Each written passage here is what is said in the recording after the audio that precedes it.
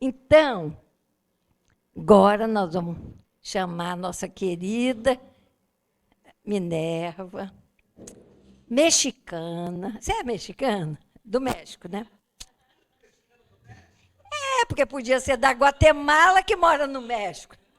Vai que ela é peruana que mora no México. Mas acho que não, né? Nasceu no México e mora lá no México mesmo. E aí, gente, a Estela, vocês sabiam que a Estela é mexicana também? Mexicana e brasileira? Então, ela fala muito bem espanhol.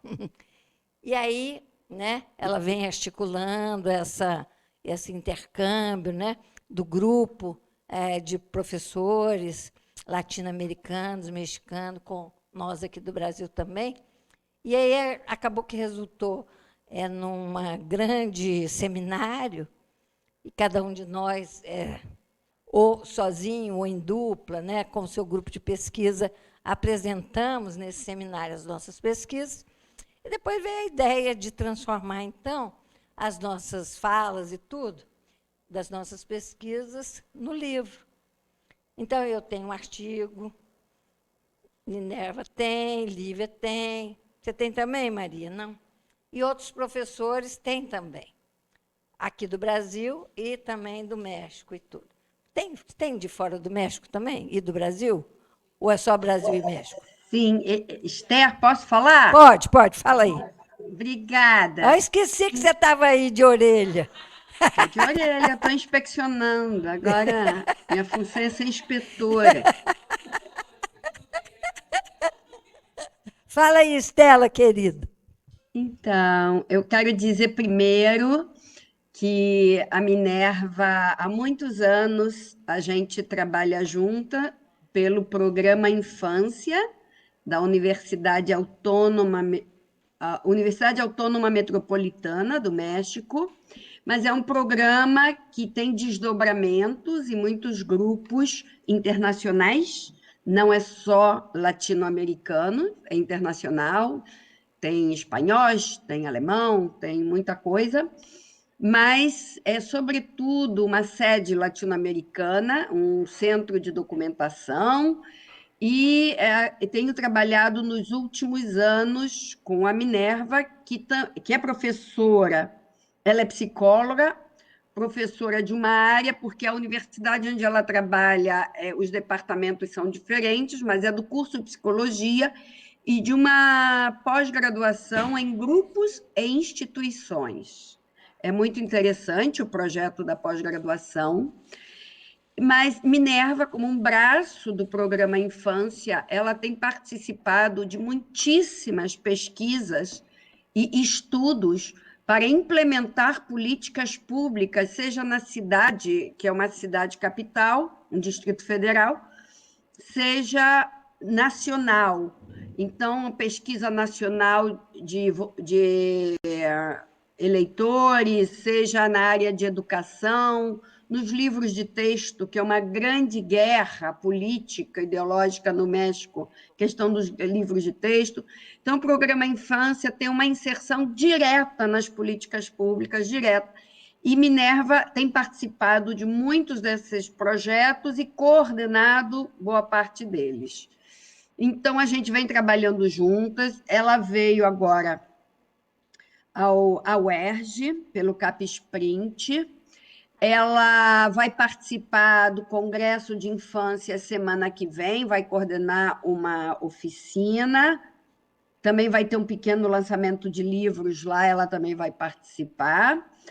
E eu agradeço a presença dela. Nós estendemos o convite a muitos pesquisadores da área da infância, mas eu estou vendo que o pessoal não conseguiu chegar.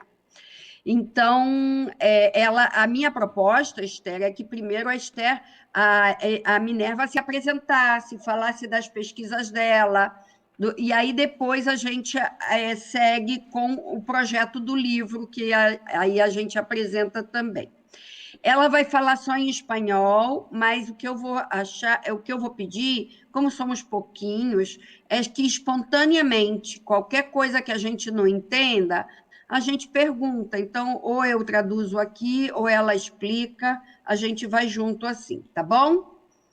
Então, obrigada, Minerva, e aí vamos primeiro ouvir a tua pesquisa, primeiro hablas de tu investigación, del programa, y luego vamos a lo del libro. ¿Está bien? Bem? Gracias. Entonces, vete a la Sí, mesa sí. ya, sí.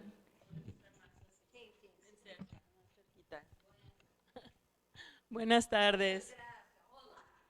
Hola. Hola. Gente, ela está bem localizada aí? Ela não ficou no cantinho assim esquisito? Ah, sí, sí. Sí, sí, sí.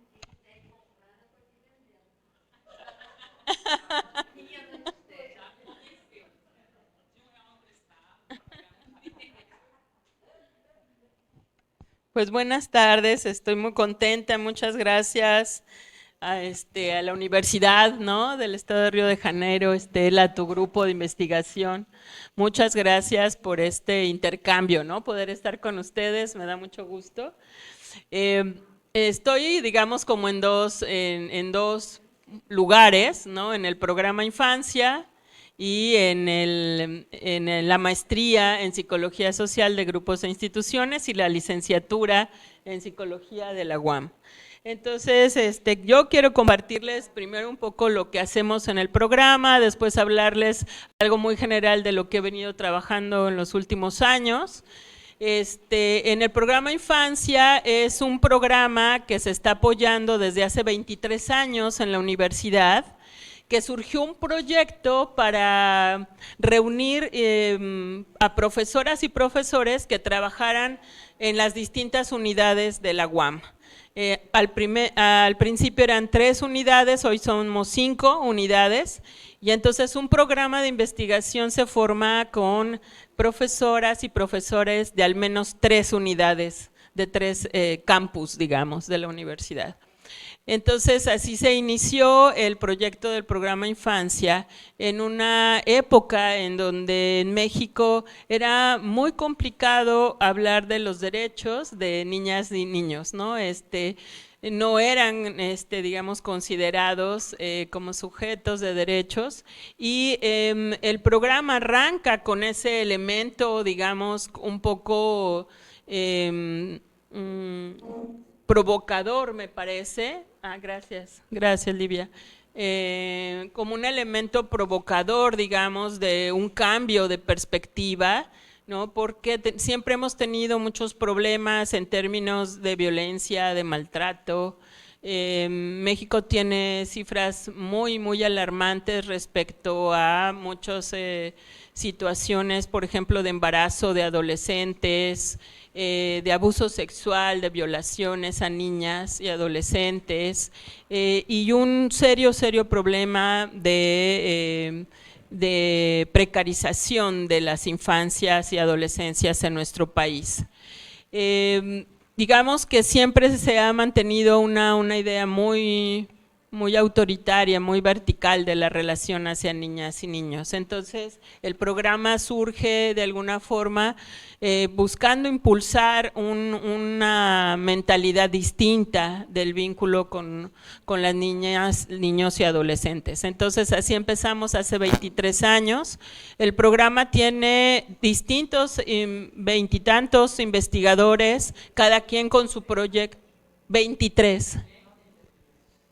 23, empezamos en el 2000. Y ha sido un trayecto muy importante. El primer tramo lo coordinó durante 19 años Norma del Río, con quien seguimos trabajando de manera muy cercana, y generó una estrategia que es fundamental en el programa, que son las redes. Entonces tenemos participación con las redes de organizaciones de la sociedad civil. Ese ha sido un punto muy valioso de nuestro trabajo, estar cercanos con los movimientos de la sociedad civil. Y el otro es con redes de profesoras y profesores en distintas universidades. A la par de esos dos niveles han surgido muchos convenios con entidades públicas, ¿no? Y privadas. Entonces se han generado distintos proyectos y convenios. Yo entré en el 2019 en la coordinación y Ya ahí empezamos con los convenios, le comentaba a Denise, de los convenios con el Instituto Nacional Electoral, que es una institución que regula toda la parte de las elecciones políticas en nuestro país. Ese instituto tiene una línea que es educación cívica y ciudadana, y con ellos generamos un convenio para trabajar la consulta infantil y juvenil a nivel nacional.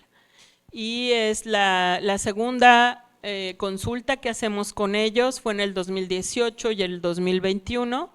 En el 2018 fueron casi 5 millones, casi 5 millones y medio de niñas y niños que participaron, y en el 2021 casi 7 millones de niñas y niños de 3 a 17 años de edad. Hicimos las boletas para los 4 grupos de edad. Primera Infancia fue la primera boleta que se hizo en el 2021 para consultar a niños desde 3 a 5 años. Mucha gente decía, incluso papás nos pusieron, ¿cómo hacen una boleta para niños que no saben escribir? Pero nosotros pedimos a los acompañantes, a las cuidadoras y cuidadores, que les leyeran a los niños y les ayudaran a contestar la boleta. Fue un ejercicio muy importante.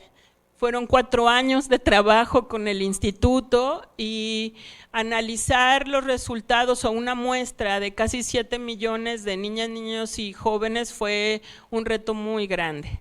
Entonces, ha habido otros proyectos con la SEP, con otras entidades, que es la Secretaría de Educación Pública de México, y la participación en esos lugares ha fortalecido mucho nuestros vínculos con distintos sectores, sobre todo gubernamentales, de la sociedad civil y con otras investigadoras e investigadores. Pero es un grupo pequeño al final y nos rebasa mucho el trabajo. Y también estamos viviendo una etapa en donde estamos en los procesos de jubilación de muchas y muchos colegas, entonces eso también ha afectado un poco nuestro músculo, digamos, de trabajo. A ver, jubilación es aposentadoría. Ok. Entonces, bueno, estamos ahí en esa transición. Entonces, el programa se evalúa todos los años con un comité que nos evalúa en cuanto a las producciones. Y aunque no estamos, digamos, de manera formal en la estructura universitaria, siempre se ha apoyado a 5 programas de investigación. Uno es sobre agua potable, el otro es sobre ecología y el otro es sobre estudios metropolitanos, el otro es sobre desarrollo humano en Chiapas, que es un proyecto comunitario muy valioso, y el de Programa Infancia. Son los 5 programas de investigación que existen de varias unidades de la UAM. Entonces, en términos generales ha sido eso. Nosotros tenemos 5 proyectos comunitarios que nos parecen muy importantes. Uno está asociado, no sé si lo conocen, a un proyecto internacional que se llama PERAG, Adopta un Amigo, y entonces nosotros recibimos en la universidad a niños de 5º año de primaria para tener actividades, digamos, paralelas, o sea, no hacemos regularización educativa ni nada de eso, sino acompañamiento social, ¿no? Es un acompañamiento social a los niños que van, generalmente entre 20 y 30 cada año, y se generan ahí un vínculo con prestadores de servicio social que acompañan a las niñas y niños. Por eso les llamamos que los… Peraí. Serviço social é estágio, não é uma coisa paga, não. São estagiários de diferentes carreiras, diferentes cursos. Ok. Ya, sí. Y nuestros estudiantes universitarios trabajan con las niñas y los niños durante un ciclo escolar, ¿no? Entonces hacen proyectos con los niños y con las niñas, les ayudan a hacer sus actividades deportivas, sobre todo de juego, ¿no? Pero también con algunas actividades de aprendizaje, ¿no? Entonces es un proyecto muy, muy interesante, a los niños les gusta mucho ir a la universidad y genera toda esta perspectiva de mucho vínculo entre los universitarios y las niñas y los niños. También en Iztapalapa tenemos otro proyecto que es un proyecto más de corte clínico que atiende todo tema, digamos, de trauma, estrés y trauma en la comunidad que está cerca de la unidad de Iztapalapa. Nosotros estamos en Xochimilco.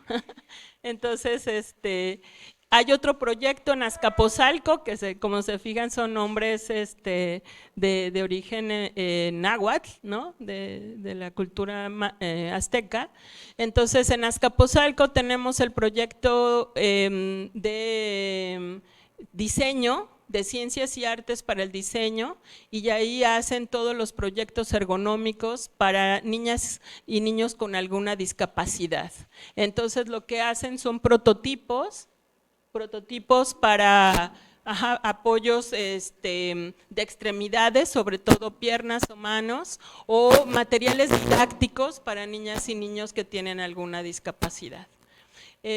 También tenemos el de escuela de salud, que es un proyecto de medicina, que van a las escuelas primarias para trabajar con los niños, proyectos de cómo atender su salud, cómo alimentarse mejor, y entonces con Víctor Ríos hacen todo un proyecto de participación que se genera dentro de la comunidad escolar y hacen un periódico que se llama El Niño Artillero. Entonces los niños se convierten como en periodistas, digamos, en investigadores también, y van haciendo una socialización de los aprendizajes de su salud. Entonces esos son en general y el centro de documentación, que es un archivo que reunió Norma del Río durante esos casi 20 años, es un centro de documentación que tiene más de 100,000 materiales. Estamos en un lugar muy pequeñito, pero bueno, allí está todos los materiales el acervo que se ha logrado reunir en el tema de infancia. Y pues estamos tratando, digamos, de que ese espacio se mantenga lo mejor posible para quienes quieran hacer una investigación en el campo de las niñas, niños y adolescentes. Eso es en general lo del programa Infancia. Si tienen alguna duda o pregunta, adelante. Estamos Deu ahí. para entender, gente, alguma dúvida?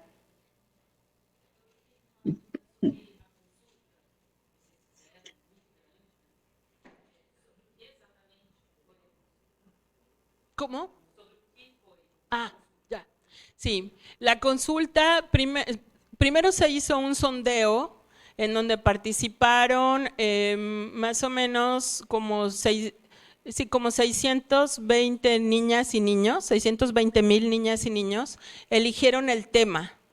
Entonces hicimos nosotros una pequeña investigación de otras consultas que se hicieron en el contexto de la pandemia, sobre los temas que más les preocupaban, y ya entonces hicimos un pequeño sondeo de a ti qué tema te preocupa, a ti de qué te gustaría hablar, y se presentaron 10 opciones de temas, y en la consulta los niños eligieron primero el tema de la salud y el cuidado de la naturaleza. O sea, el tema de la naturaleza fue algo que les preocupa muchísimo.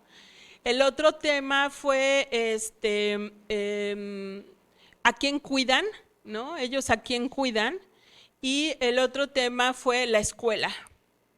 Entonces, con el tema de la escuela, lo que hicimos fue anudar otros temas que también salieron como en un segundo porcentaje, digamos, que fue el tema de la discriminación, el de la violencia y el de la inseguridad. Ahí reunimos todo. Y con esa información es que hicimos las boletas. Y entonces la boleta se llamó el cuidado de la naturaleza, cuidado y bienestar, y el cuidado de los derechos, ¿no? Ahí estaba el tema de la salud y el tema de la educación. Era la primera vez que se hacía el tema de la consulta con la elección de una muestra a nivel nacional. Eso fue mucho trabajo, pero fue muy interesante. Entonces, por ejemplo, los niños más pequeños de primera infancia nos decían, no entiendo qué es esa palabra, ¿no? Entonces eso implicaba muchos retos para saber qué palabras usar para la boleta de los niños más pequeños. O decían, no me pongan letras, pónganme deditos. Entonces para la edad les pusimos si tenían 3, 4 o 5 años, por ejemplo. Pero eso en realidad lo fuimos entendiendo hasta que recibimos la información que ellas y ellos nos pusieron. Y fue con maestras educadoras comunitarias quienes nos apoyaron a hacer una parte del sondeo. Entonces siempre tratamos de que fueran no solo contextos urbanos, sino también contextos rurales. Y fue una experiencia muy hermosa porque además hicimos en cada bloque temático, o sea, el tema de la naturaleza, el tema del cuidado y el tema de los derechos humanos, cada bloque tenía una pregunta abierta, ¿no? Por ejemplo, en el de los derechos humanos, el tema que ellos eligieron fue la escuela. Y entonces les preguntamos, ¿cuál es tu propuesta para mejorar la escuela? ¿A ti qué te gustaría cambiar? Esa fue la pregunta que a mí más me gustó. Me tardé mucho tiempo, a mí me tocó solo el grupo de 6 a 9 años, pero me tardé mucho porque eran muchas las respuestas que tenían que ver con que ellos querían ser respetados, que no les gritaran. Es muy fuerte. Es muy fuerte porque lo que querían ellos es que no me griten. Queremos aprender, pero sin que nos regañen. Y había quienes decían, es que yo aprendo más lento que mis compañeros, entonces que no me apresuren, ¿no? Quiero aprender, pero sin que me griten, sin que me castiguen. Y el otro tema que salió fue que no se burlen de mí. Entonces, un tema que para mí fue muy fuerte, muy valioso también, es el tema de la participación, porque cuando nosotros les preguntamos que para ellos qué era participar, para ellos participar era solo levantar la mano cuando les preguntaban algo en la escuela. No era ser alguien que pudiera cambiar algo. Y yo me preocupé mucho cuando vi esas respuestas, pero después encontré en otra palabra, es que hicimos una manera de evaluar las respuestas a través de palabras código. Entonces, nuestro actuario, David, identificó como palabras las más frecuentes en toda la muestra y luego en cada grupo de edad. Y entonces leíamos listados de más de 100,000 respuestas por palabra, para poder hacer un cruce de toda la muestra. Fueron muchísimas, o sea, eran listados enormes de lo que ellos escribieron. Yo me leí muchas, o sea, no sé cuántas, pero fueron muchas. Y algo que encontré después que me dio un poco de esperanza es que ellos, la palabra que más les significa para pensarse como sujetos de cambio, como agentes, era opinar, no participar. O sea, no tener miedo para poder decir lo que pienso, ¿sí? Que no se burlen cuando yo voy a decir algo, que no me dé pena cuando quiero decir que no entendí. Entonces la palabra opinar era un elemento muy valioso para ellos. Y entonces todas esas respuestas yo las fui agrupando en categorías y entonces el ensayo de 6 a 9 años tiene mucho más reflexión sobre la educación, sobre la escuela que ellos quieren, más que otro tema. Pero también algo muy bonito fue el tema de los cuidados y el tema del trabajo infantil. El tema de los cuidados,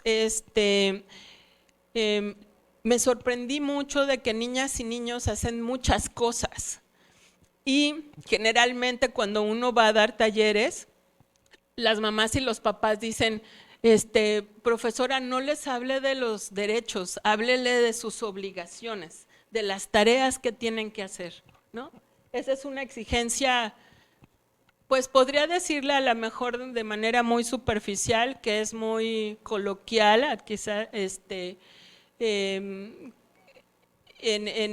la mentalidad, digamos, de muchos adultos, ¿sí? Que más bien aprendan a reconocer sus obligaciones para que entonces se hagan responsables y después sepan sus derechos.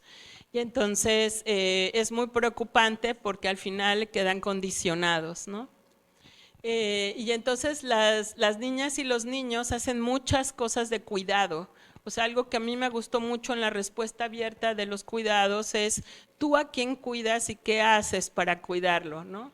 Y entonces cuidan a sus hermanos pequeños, la mayoría, cuidan a sus abuelos y abuelas, y también cuidan a sus mascotas, o sea, y cuidan a su mamá y a su papá porque trabajan demasiado, y entonces lo que no quieren es que se enojen, y cuando llegan del trabajo no quieren que se enojen o que estén molestos por algo que ellos hagan, entonces les dan sus zapatos para que descansen, les dan agua, ¿no? Les soban las piernas a los familiares enfermos, les soban su espalda. Todo eso encontramos en la consulta infantil. Y la otra cosa que encontré en el tema del cuidado fue que la figura femenina que se destaca después de la pandemia ya no son las abuelas, sino las tías.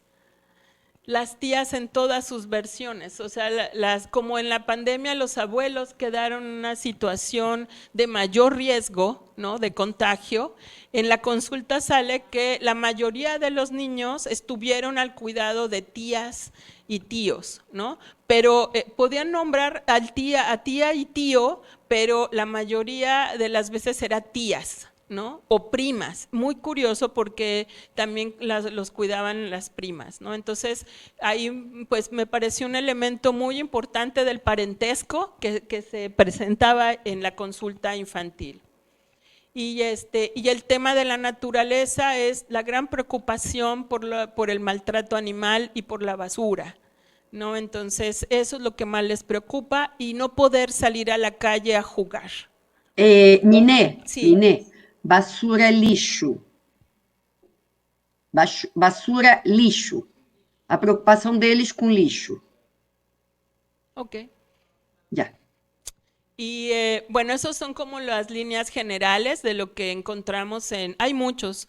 El otro tema es el trabajo infantil. No quisiera que se me olvidara eso, porque el trabajo infantil, ahí sí creo que yo tengo una discordancia con la OIT, ¿no? En donde se sanciona totalmente el trabajo infantil y creo que no se comprende la cultura de México, digamos, en cuanto al lugar que tienen niñas y niños en la participación económica de las familias.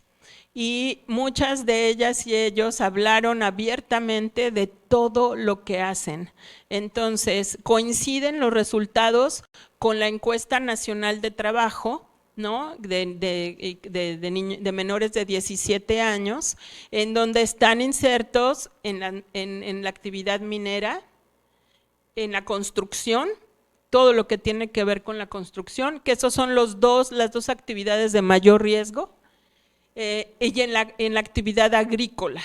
Pero en la actividad agrícola es muy interesante porque hablaron de un gran conocimiento que tienen de la agricultura, de las semillas, de las plantas, de la práctica social de la cosecha, de guardar el grano, de cómo se cuida a los animales, etcétera, ¿no?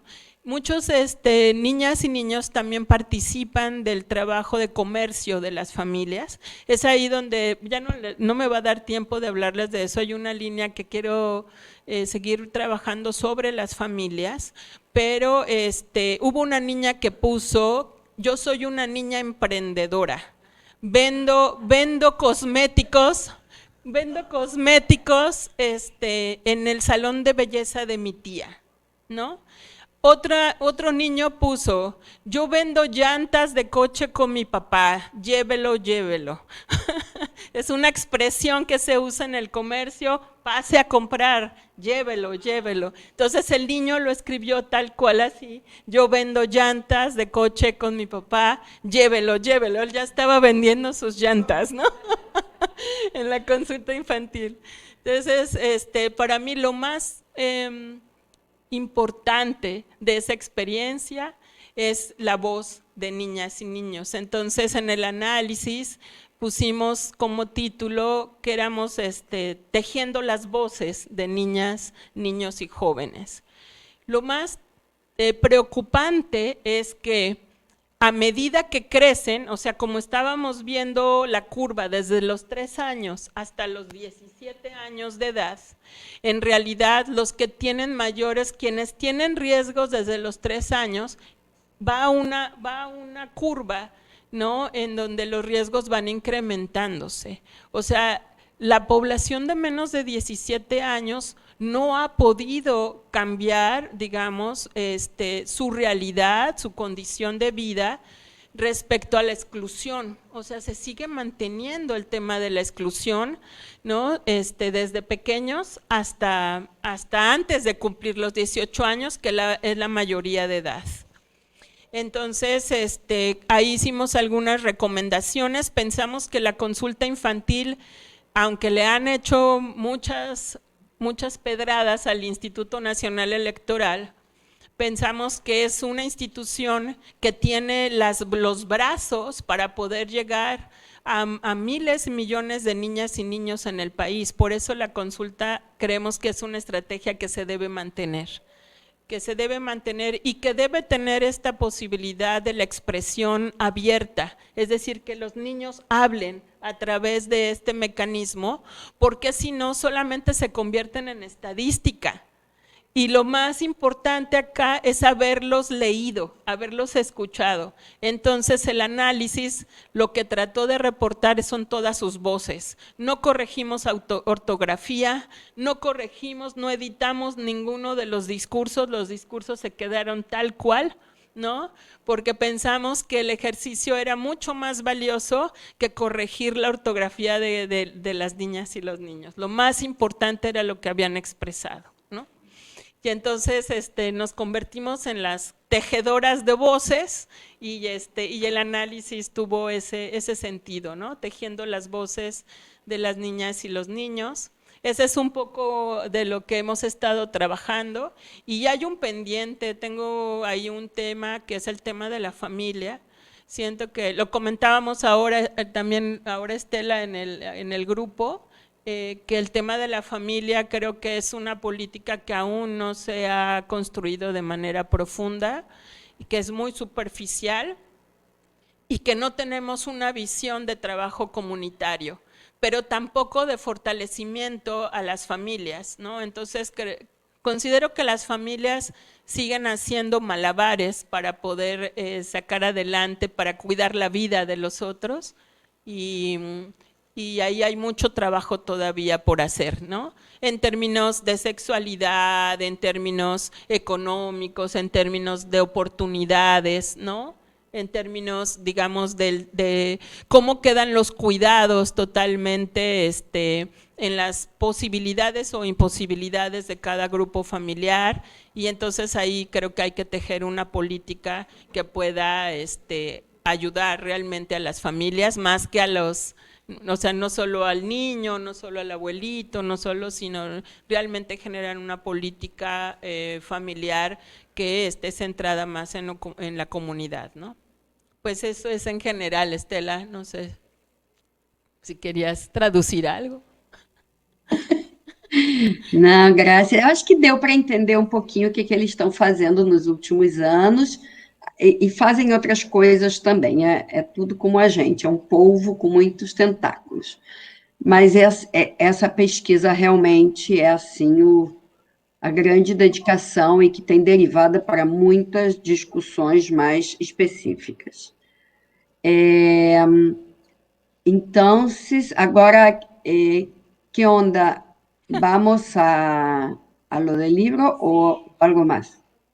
No sé si tengan alguna duda o pregunta. Querem fazer alguma pergunta para a Minerva? Sim. Alguém gostaria de perguntar alguma coisa, comentar? Me fui totalmente por otro lado, les iba a hablar de otra Não cosa. importa. Então, Marcela, Luan, vão aí, autogestivo.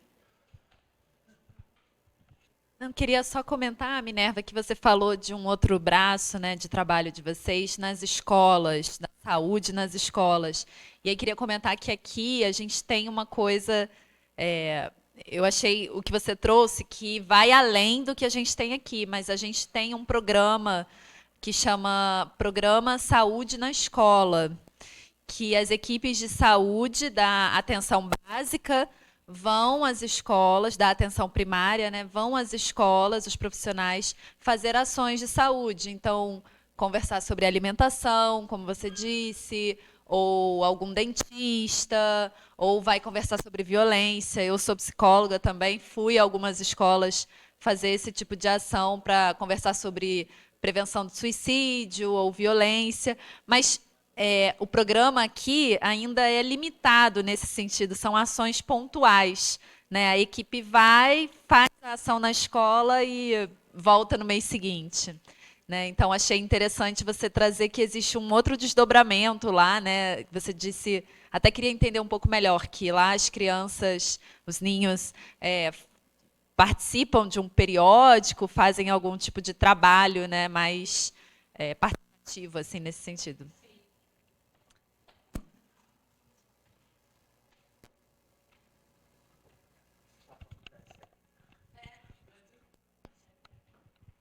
Oi. Queria comentar uma fala sua. Estela, você me traduz, se precisar?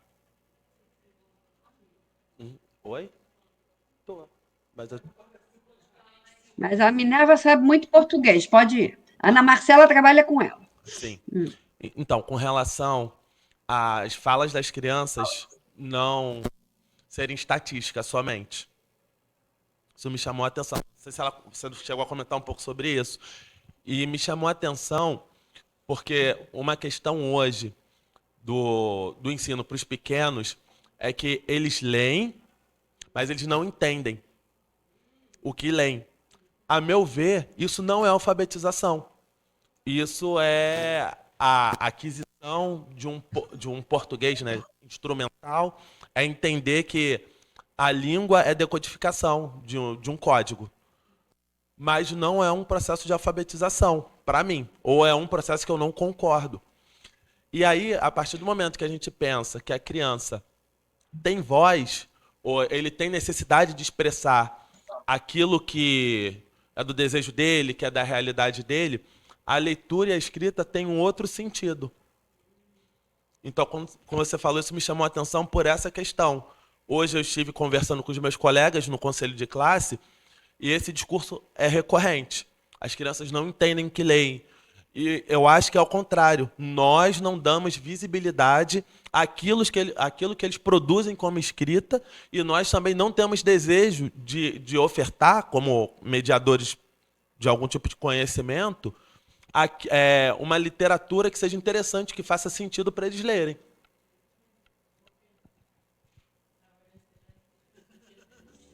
¿Sí? ¿Le agarraste? Mine, ¿sí? Poquito.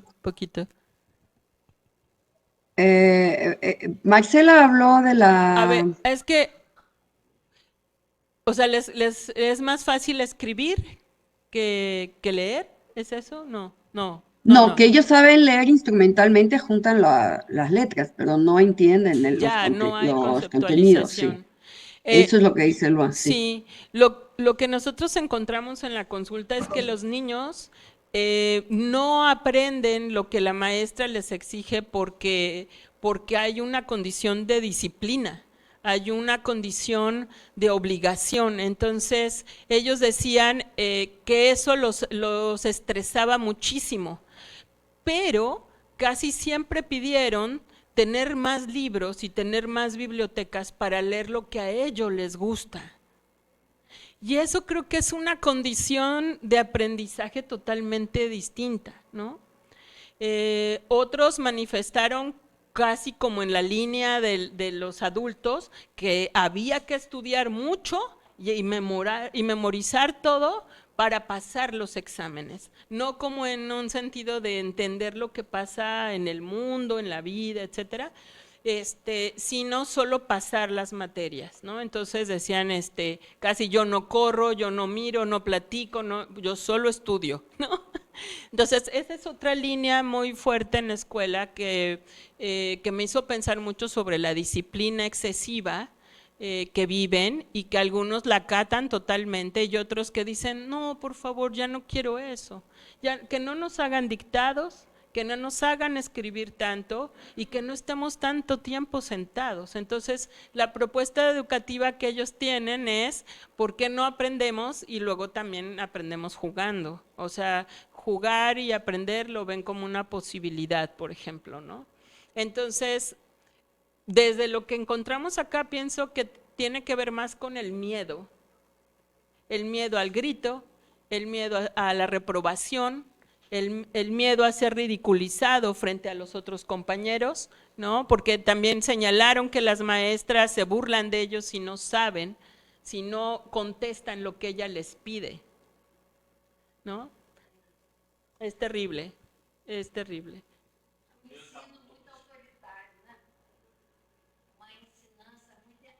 Muy autoritaria, sí, total. Os alunos podem não expressar sempre, mas têm as mesmas questões. Os alunos Ya, mostram de outros jeitos sí, as mesmas coisas. ok, E a disciplina aqui também é muito forte. que es muy fuerte, sí, claro. Creo que es eso, o sea, no les permite que el aprendizaje sea algo sensible. Sí, sí, sí, además. Se a criança não aprende, No. ela se sente culpada. Ujú. Se a criança não aprende, o professor culpa a criança, culpa a família, Así es. culpa a estrutura, Ujú, ujú, culpa ele mesmo, ujú. que adoece. Sí, sí. É isso, a disciplina, a culpa fazem par. Sí. Ahorita que dices eso, me acordé de algo que no quisiera que se me olvidara, es el gran sentido ético que tienen las niñas y los niños por los que les cuesta trabajo aprender, los que tienen alguna discapacidad o los que no tienen los medios económicos para seguir yendo a la escuela. Entonces ellos los que lo piden, muchas respuestas era pedir para que los demás tuvieran las posibilidades para seguir estudiando o que no les gritaran, que les dieran más tiempo para aprender lo que no habían aprendido y muchos dijeron que por la pandemia se les había olvidado todo. Entonces que les tuvieran paciencia, mucha paciencia. Entonces, para mí fue esa parte muy, muy desgarradora, muy triste, porque pues le estábamos leyendo los testimonios directos de ellos, ¿no? Y dedicamos pues ese análisis a quienes pues habían escrito, que además es un porcentaje en términos estadísticos mucho menor de los que contestaron las preguntas cerradas, pero creíamos que esas voces eran más importantes que los números más grandes en cuanto a porcentajes, porque la mayoría va a la escuela, la mayoría dijo que la pasa bien, pero los que contestaron, que eran también varios millones, dijeron pues lo que sentían de la escuela, ¿no?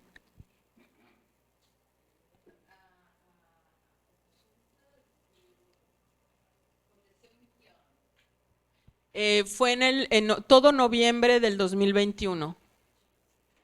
Duró un mes la consulta. No, ya, sí, casi saliendo de la pandemia. Nos vemos, Renato. 2021, noviembre. Sí, casi. Sí, todavía había escuelas que no iban a la manera presencial, pero ya había algunas que estaban yendo algunos días. Algunos días ya iban. Entonces estábamos terminando la pandemia, pero todavía no era oficial el regreso a la presencialidad. Ajá. Eu queria saber se nessa enquete, né, nessa consulta, se vocês observaram diferença em relação à classe social, em relação à etnia, porque talvez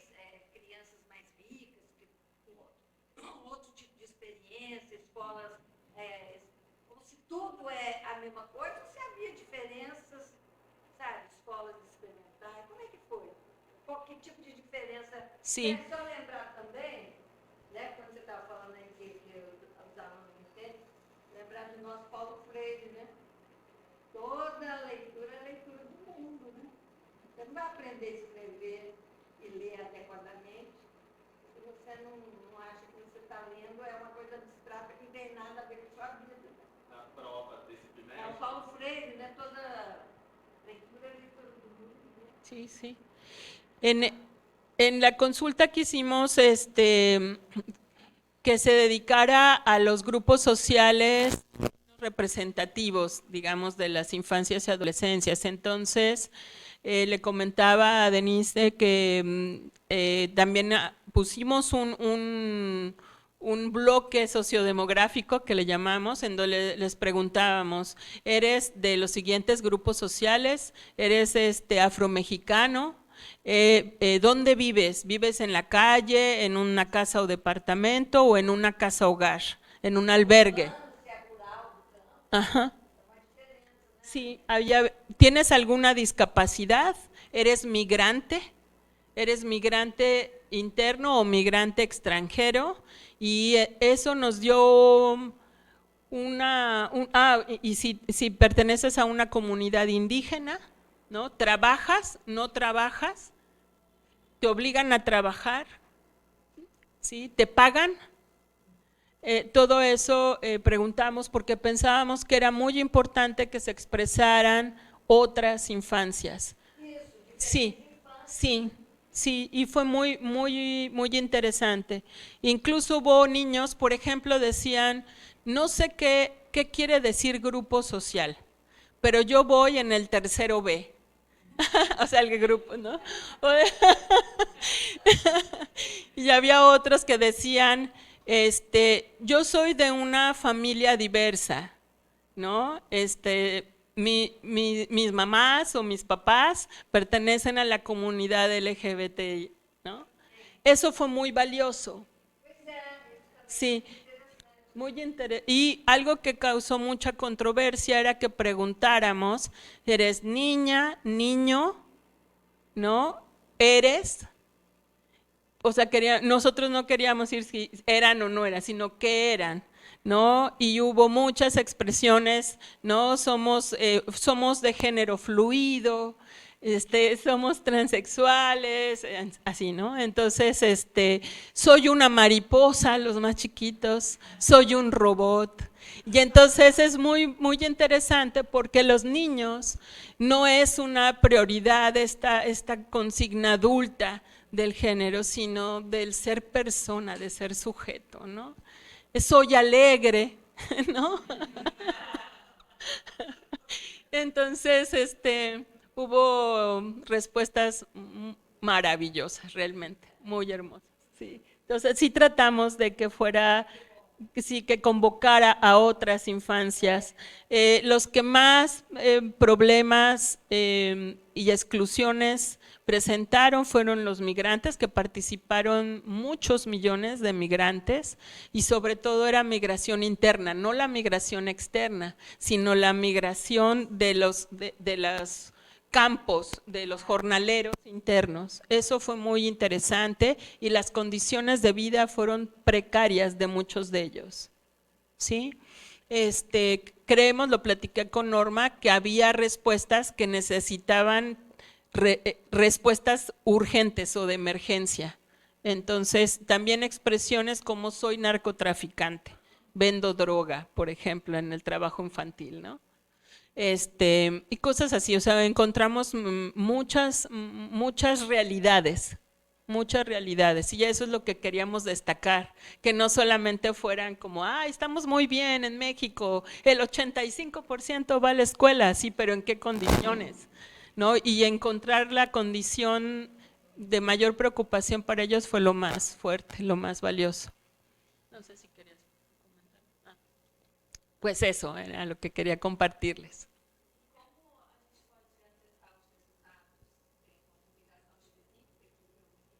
A ver, otra vez ya me cae. Sí, ya terminamos el análisis. de los 4 grupos de edad. O sea, está el grupo de 3 a 5, el grupo de 6 a 9, de 10 a 13 y de 14 a 17 años. Y los 2 grupos más grandes, de 10 a 13 y de 14 a 17, tienen situaciones, digamos, de riesgo muy, muy impactantes. O sea, no mejora con la edad.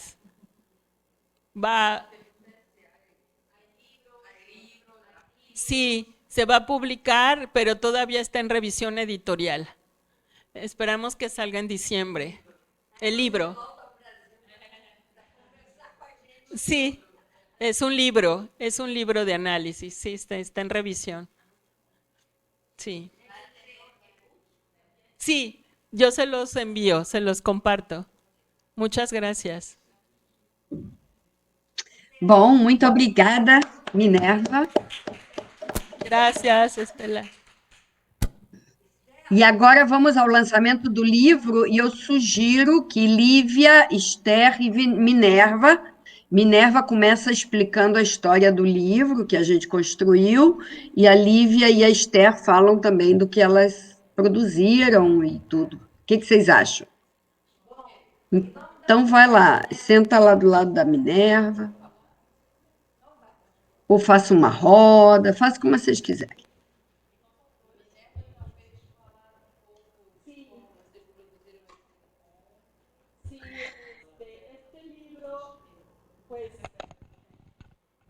Surgió en el contexto de la pandemia. Nuestra querida Estela estaba en México en su estancia postdoctoral. Y entonces vino la pandemia y dijimos, ¿y ahora qué hacemos? ¿No? Todo lo que habíamos planeado.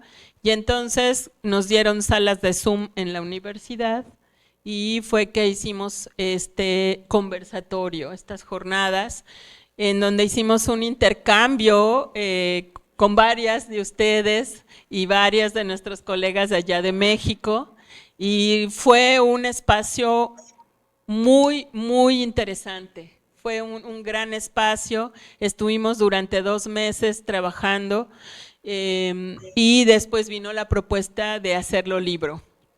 El libro está dedicado a Yolanda Corona, que fue y seguirá siendo una integrante valiosa de nuestro equipo. Ya falleció en abril de este año, y estas palabras y estas jornadas están dedicadas a ella, porque yo creo que Yolanda fue mi maestra en el tema de infancias y adolescencias, y con quien trabajé de manera más cercana. Quien me dio el empujón, digamos, para estar en estos temas fue ella.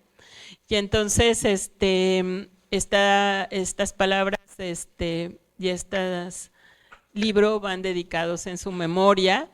Y así nos quedamos reflexionando sobre cuáles eran las posibilidades en medio de una pandemia, ¿no?, a nivel mundial, y qué iba a pasar con todas las investigaciones y las realidades de las niñas, niños y adolescentes. Y entonces pues dijimos, vamos a compartir lo que hacen varias, ¿no?, investigadoras e investigadores de México, de Brasil, de Portugal y de Argentina, ¿no? Y se hizo ese hermoso espacio. Y bueno, y muchas gracias a Estela por pues toda la gestión que hizo para que este libro fuera una realidad, y aquí estamos. En general es eso, y poder pues compartir y seguir haciendo intercambios. Yo estoy muy contenta porque pues es un aprendizaje nuevo para mí, ¿no?, estar con ustedes y escucharles, y esperemos que se siga dando ese intercambio. Então, deixa eu dizer, posso dizer umas coisas? Sim, Esther? Estela, fala. Então, o que eu queria dizer é que foi interessante porque a gente se pergunta. Nosso seminário foi no início da pandemia, assim, quando disse não vai ter trabalho presencial, e a UAM rapidamente deu sala de Zoom para eles. Então, a gente foi se reunindo, cada um na sua casa. E a gente perguntava o que nossos colegas estão fazendo, como é que eles estão lidando, o que aconteceu com as suas pesquisas. Então, o livro, na verdade, o seminário se chama Pesquisas Atravessadas pela Pandemia. A gente não tinha nem como pensar o que acontecia dentro da pandemia. A gente estava aprendendo o que era uma pandemia. Então, a gente era uma experiência do seminário de falar do que a gente estava vivendo ali, compartilhar. Era uma coisa de. E aí, quem nós chamamos? Nós chamamos as pessoas que diretamente trabalham conosco. Então, foi do México, um grupo importante, que elas foram chamando de diferentes lugares, diferentes inserções, só a Norma, a Minerva e a Yolanda, que são do programa Infância, o resto não. De nosso caso, é Esther e eu, do PPFH, tem a Lívia, e a Kátia participou do seminário, mas não fez texto, e chamamos o Jorge, de Portugal, a Valéria, da Argentina, e a Laura, do Rio Grande do Sul, a Flávia, do Pará, que são colegas com as quais a gente trabalha diretamente, quase que diariamente. Então, primeiro é dizer isso. E a segunda coisa é que a gente decidiu fazer um livro na língua original de cada texto. A gente decidiu não traduzir para o português, porque seria publicado aqui.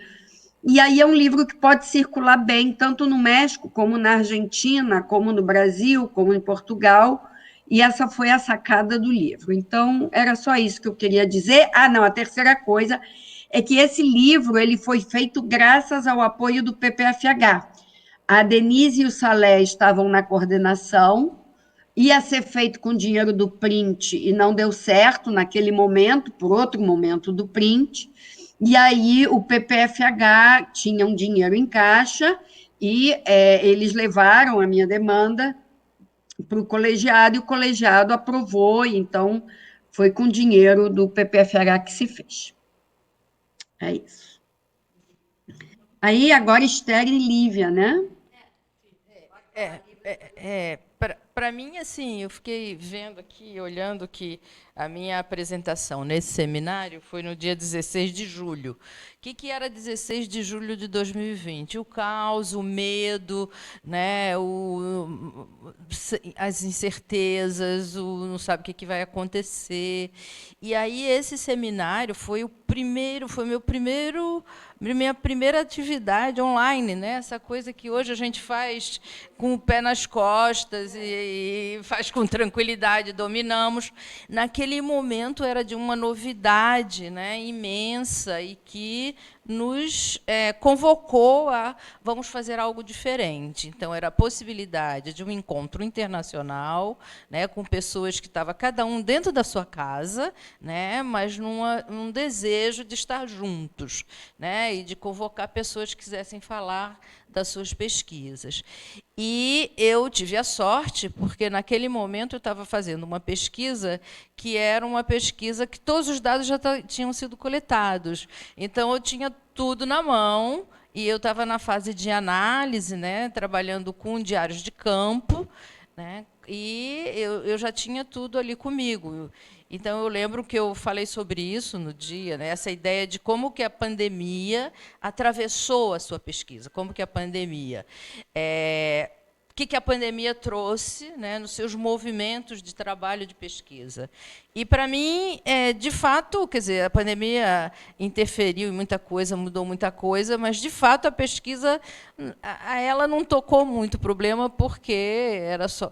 Claro que toca, porque quando você está no cotidiano, que não era de pré-pandêmico, né, o cotidiano pré-pandêmico, você conversa com os colegas sobre a sua pesquisa, você faz falas e faz trocas, e nesse momento eu estava em casa sozinha, e esse dia que eu falei foi a oportunidade de conversar com alguém sobre o que eu estava fazendo, com alguém não, com alguém, com um monte de gente, quem estava no México, quem estava no Brasil, quem estava em Portugal, e outros lugares, e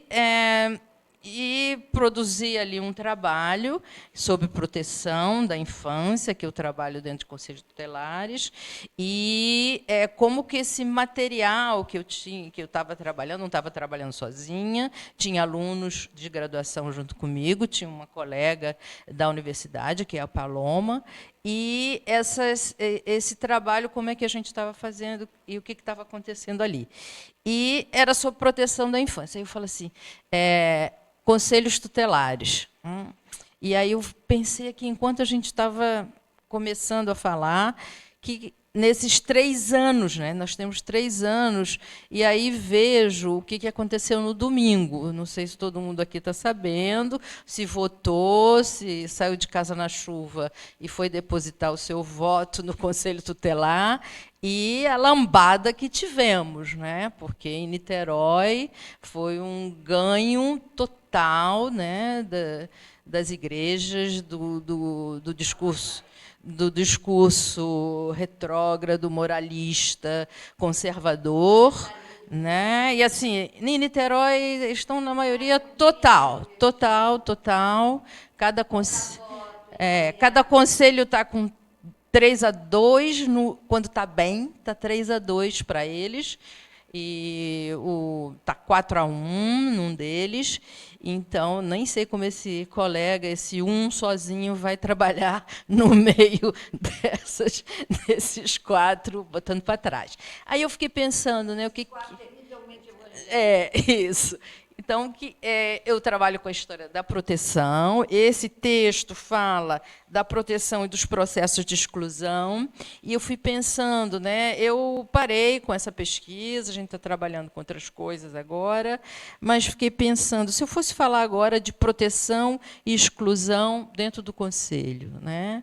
Ou seja, como esses novos conselheiros vão trazer outras práticas. Estou estipulando, né, gente? Estou inventando coisas, né? Como é que vai? A minha expectativa é que vão produzir cada vez mais exclusão. Como, por exemplo, chega um adolescente trans, já completamente, né, uma mulher trans, ele tem certezas disso, ele quer, mas como ele estava na rua e tem que ir para um abrigo, as pessoas, numa prática de exclusão, porque isso é exclusão, a coloca dentro de um abrigo de meninos, né, masculino. O que isso quer dizer? Que proteção é essa? Que lógicas vamos trabalhar? E aí eu vi aqui no meu artigo, que eu coloquei assim, como é que estamos vivendo essa proteção? A gente pode ler aqui, e posso pensar, né, o que aconteceu com essa proteção nesses 3 anos, durante a pandemia, e o que vai acontecer para frente. Para quem? É isso. Muito bem. Então, foi muito bom, né, participar desse grupo e desse movimento de debate, conhecer. Porque a gente, às vezes, fica muito isolado no Brasil, sem um intercâmbio maior com a América Latina, né? Então, nesse sentido, gente, quero até aproveitar e já fazer um convite. Tá? Curiosamente, eu recebi um convite de um pessoal da Argentina, que são responsáveis por uma revista Saúde Pública, e teve lá um debate sobre infância. No primeiro momento, eles me chamaram para fazer o debate, e depois me chamaram para compor um grupo de outros professores para a gente ser responsável por um número dessa revista, né? Saúde Pública entendido no sentido bem geral de felicidade, não no sentido médico específico, pode ser no sentido, né, das ciências humanas, sociais. E aí compuseram esse grupo, né, para fazer esse número. Eu, do Brasil, uma professora da Argentina e uma professora da Espanha. Achei muito interessante. Falei, poxa, que bacana, né? A gente sair desse nosso gueto, né, do Brasil, que fala português, mas não interage com a América Latina. E aí achei muito bom esse convite, aceitei. E nós estamos, no momento, fazendo a chamada para a revista, para esse número, né? Vai ser dedicado à criança e adolescente, de maneira ampla mesmo, aspectos políticos, éticos. Hã? Não, é isso que eu estou convocando. Eu estou convocando por vocês, todo mundo, para enviar artigos. E a Estela já falou também, quando tiver o edital, né, de convocação, mandar para todos vocês no México e todo mundo no Brasil também, do grupo, mas não só, também dos nossos alunos e tudo, porque eu acho que vai ser muito interessante. A revista é publicada em espanhol e em inglês. Nós, outros que falamos português, temos a possibilidade de mandar traduzir em espanhol e já enviar para eles em espanhol, ou mandar em português e eles lá fazem a tradução por espanhol, mas vai ter que cobrar porque eles vão ter custo de pagar um tradutor, e eles vão cobrar, então, da gente que mandar o artigo em português. Mas a gente pode ter essa opção. Ou já faz aqui, já traduz em espanhol e já manda em espanhol, ou a gente deixa a cargo deles a tradução e paga, não sei exatamente, não são pessoas exploradoras, não têm objetivo de ganhar dinheiro, é um pessoal muito legal. E eu acho que é uma revista bacana, sabe por quê? Porque, assim, uma coisa que sempre me incomodou nessa coisa de publicação é que as revistas, elas exigem ineditismo, exigem que seja artigo inédito, tá. Mas só que demora 6 meses, 1 ano, 2 anos, 3 anos para publicar, e, às vezes, você quer incidir sobre uma questão que está aí. Suponhamos que você faça um artigo sobre o Conselho Tutelar e você quer que esse artigo, que as pessoas leiam para poder incidir sobre esse negócio aí. Você vai publicar daqui 3 anos? Pois Então, olha só o que eu acho bacana da revista. Na hora que o artigo, você manda o artigo, e o artigo já é lido pelo parecerista e já é aprovado, já vai imediatamente para o site. Então, aquele seu artigo já está publicado no site. Aí, depois, na medida que todos são publicados, aí aquilo é colocado, bom, esse aqui é do número 5 da revista, mas já está publicado. Aí já produz o debate, já incide, por quê? Aí você já pode, inclusive, a partir daí, publicar um capítulo de livro, publicar um livro, porque senão você fica impedido por conta da revista, essa exigência de que seja inédito. Enquanto a revista não publicar, você não pode publicar, não pode divulgar na internet, não pode fazer nada. E achei bacana nessa revista, porque eles já publicam. Na medida que já é aceito, já está lá no site publicado. Olha que bacana. E, ao mesmo tempo, eu achei bacana, porque eu acho que eles me chamaram do Brasil também para justamente, né? Para já ir também. Poxa, o Brasil tem 200 milhões de habitantes. Olha só também, isso é importante, né? Em termos, assim, de uma revista que quer ter um alcance latino-americano. E, para nós, da maior importância, porque vai vir gente de Portugal, da Espanha, da África, da América Latina. Olha que bacana. A gente pode também começar a divulgar a revista também. Tá? Então, todo mundo aqui já está convidado, tá? Só que na hora que vier o edital, eu mando para todo mundo. É que a gente ainda está formulando, mas vai ser um edital super bacana. Pode? Eita! Tá.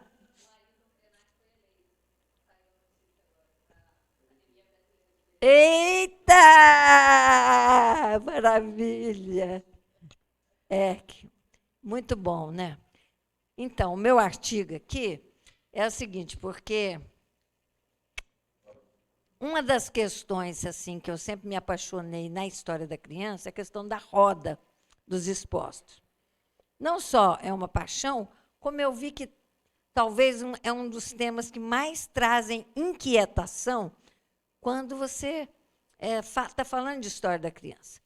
Então, sempre que eu ia dar aula, fazer palestra, debate, que que eu estou falando da história da criança, dos orfanatos e tudo, as pessoas ficam muito tocadas pela questão da roda dos expostos. E aí, eu sempre pesquisando arquivos e tal, de repente, nas minhas aulas e nas palestras, começou pessoas a dizerem: a minha avó era da roda, porque não sei o quê, eu fui da roda e tal. Aí começaram a vir experiências, sabe, memórias, que às vezes não é dessas pessoas, porque a roda já foi extinta, mas memórias que vinham do avô, da mãe, ouvir falar, e uma curiosidade, porque às vezes aqui no Brasil, às vezes para encher o saco da criança, né? Às vezes a mãe fala: você é muito danado, mas também você não é meu filho, você é filho do padeiro, você é filho do leiteiro, você é filho do vizinho. Aí, tinha uma aluna minha que a mãe costumava dizer: você é muito danada, mas também você não é minha filha, eu peguei você na roda dos expostos. Na roda. E eu não sabia o que era isso, para ela não fazia o menor sentido, né? Aí, quando eu estou dando aula para ela, estudante de psicologia da graduação, aí eu estou falando da roda, e ela: professora, será que eu posso ser da roda? Porque minha mãe, a vida toda, falou que eu era da roda, mas eu não sabia o que era isso. Agora que a senhora está explicando aí, será que eu sou da roda? Será que minha mãe me buscou da roda? Então, as memórias. Aí, uma vez eu estava dando aula a uma menina, bem novinha, dos 20 anos. Professora, eu fui na roda. Eu falei: mas você foi na roda com 20 anos? Ela falou: não, sabe o que é? Quando eu nasci, eu tinha um problema e os médicos não tinham certeza do diagnóstico nem do tratamento. Aí minha mãe me levou para um convento de freiras reclusas, onde tinha uma roda. E colocaram ela dentro da roda e puseram ela para dentro do convento para as freiras rezarem pela saúde e tal. Aí as freiras rezaram e depois devolveram pelo mecanismo da roda para a mãe. Óbvio, se a menina estava ali na minha frente, é porque o tratamento teve sucesso e tudo. Quer dizer, ela realmente entrou na roda, mas só que ela realmente não era a roda dos expostos.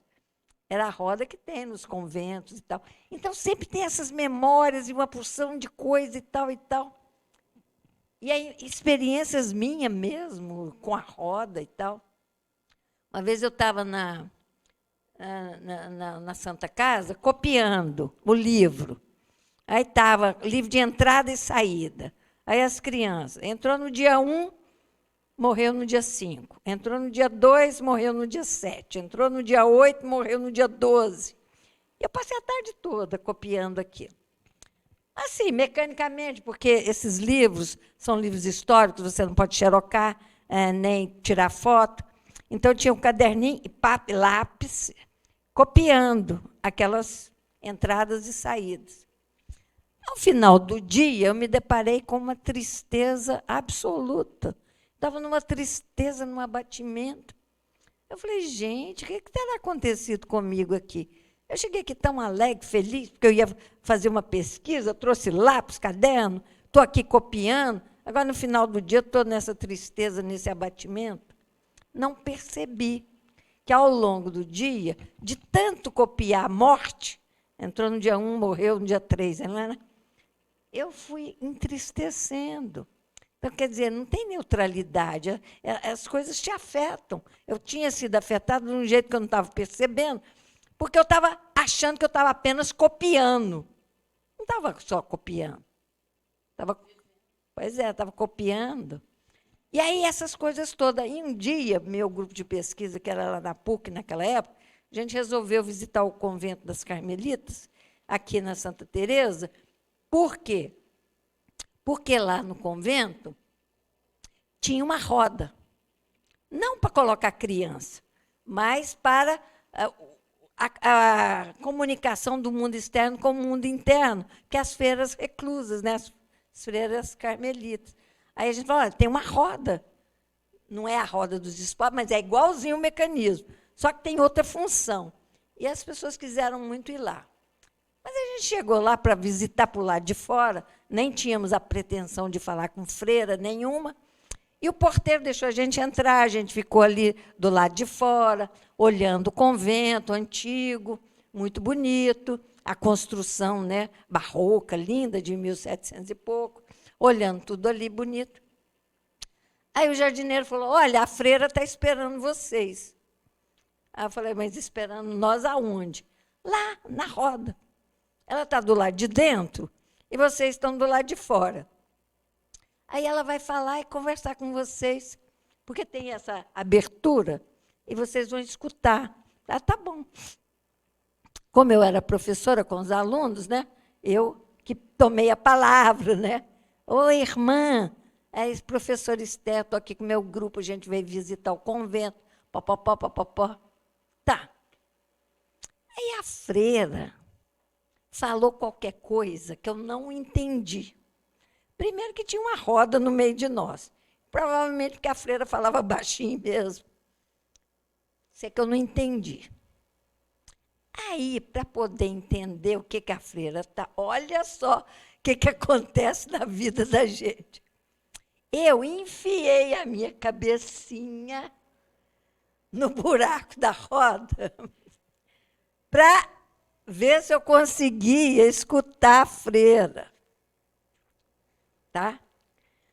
Só que eu não me dei conta. Quando eu enfiei a minha cabecinha no buraco da roda, na abertura da roda, não sei, eu comecei um choro convulsivo. Eu tremia, eu chorava feito maluca. Chorava assim, meu corpo tremia todo. Era como se eu tivesse assim, naquele negócio de pôr a cabeça dentro da roda. Era aquelas milhares de crianças que eu estudo e que eu estava copiando, que entrou no dia 1, morreu no dia 2. Era como se assim, eu estivesse vivendo aquela solidão daquelas crianças, sabe? Milhares de crianças entrando na roda, e eu entrando junto com aquelas crianças na roda. Uma coisa assim, inconsciente. Eu caí num choro, meu corpo tremia. Não consegui falar, não sei nem o que a freira pensou, né? Você é meia doida, o que é? Rezar por ela, que ela não está muito bem da cabeça. Hã? É. Então, é um tema, assim, muito afetivo para mim. Mas eu percebo que ele também, quando eu começo a contar os detalhes, o que aconteceu aqui, né, eu vejo que isso afeta imensamente as pessoas. Né? E é um tema, embora às vezes eu estude outras coisas, mas é um tema que sempre me acompanha, eu estou sempre prestando atenção. Agora, me surpreendeu tomar conhecimento de que, na Europa, a partir dos anos 2000, começou um movimento de reinventar a roda dos expostos em países da Europa. A Alemanha implantou 99 rodas. Claro que eles não tinham o nome de roda dos expostos. Tinha o nome de berço aquecido, caixa de bebê, exatamente a mesma coisa, muda o nome. E, em vez da roda ficar no convento, ou numa casa de esposa, fica no hospital, medicalizado. Então, qual? Hã? As antigas ou essas? Muito, e refugiado também. Também. Pois é.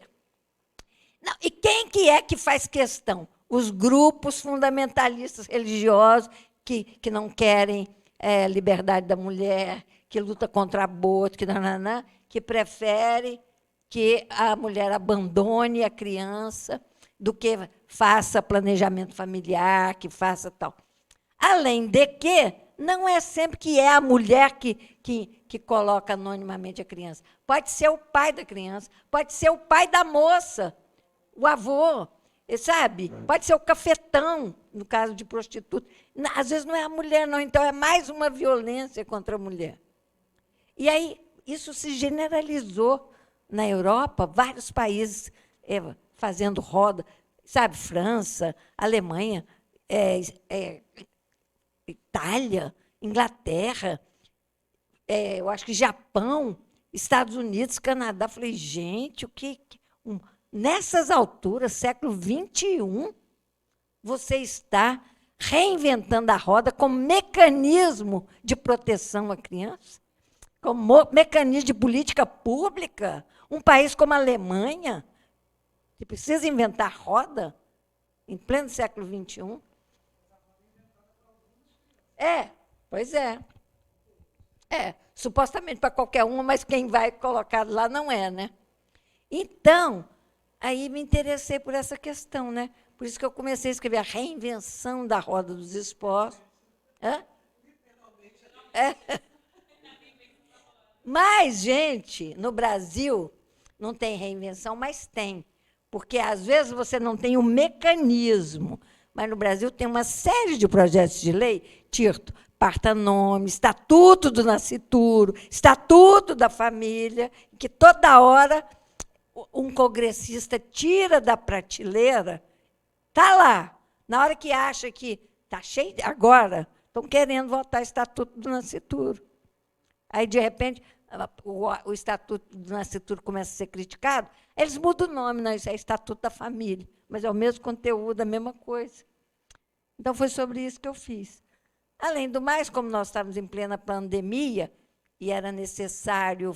E também eu coloquei um pouco a legislação do Comitê da ONU dos Direitos da Criança, da Convenção, que o comitê foi contra, né, e falou, olha, isso é um absurdo que esteja se tentando reinventar a roda, os países têm que fazer outro tipo de política.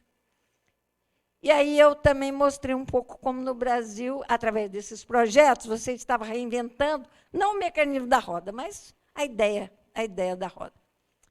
E aí, claro, como era pandemia, eu peguei aleatoriamente uma porção de notícias de jornal para mostrar que o problema ainda continua, né? A criança foi achada no lixo, foi no banheiro da rodoviária, dentro do saco de lixo, na praia. Essas 3 articulações, né? Roda dos expostos, a Convenção da ONU dos Direitos da Criança e as recomendações do comitê, e como que, na pandemia, essas questões ainda estavam sendo... A gente estava vivendo presentes. Tá bom? Foi isso.